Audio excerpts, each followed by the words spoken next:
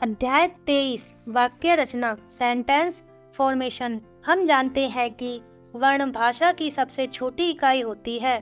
वर्णों के सार्थक मेल से शब्द बनते हैं।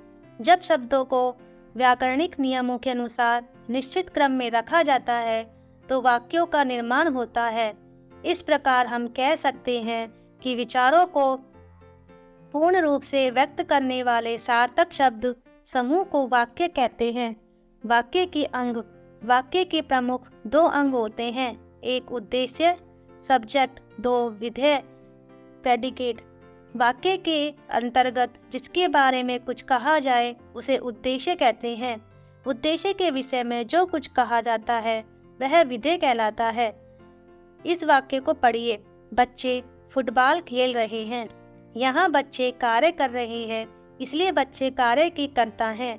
वाक्य में कर्ता पद की वाक्य का उद्देश्य होता है, इसलिए इसमें बच्चे उद्देश्य हैं।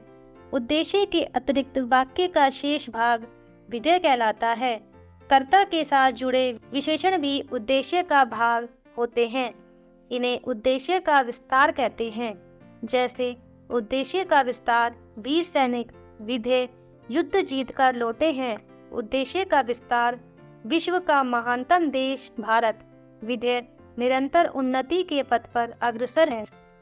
कर्ता व कर्ता से जुड़े विशेषणों को जोड़कर सभी शब्द विधेय के अंतर्गत आते हैं।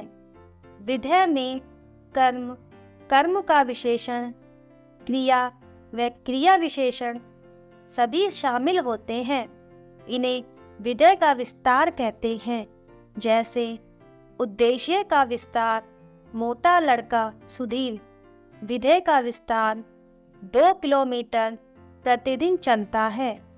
छोटे छोटे बच्चे बड़े लड़कों को देखते ही तुरंत भाग गए।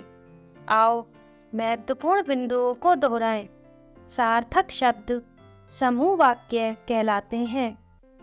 वाक्य के 2 अंग होते हैं, उद्देश्य व विधेय। वाक्य में जिसके विषय में कुछ कहा जाता है उसे उद्देश्य कहते हैं। उद्देश्य के विषय में जो कुछ कहा जाता है उसे विधेय कहते हैं।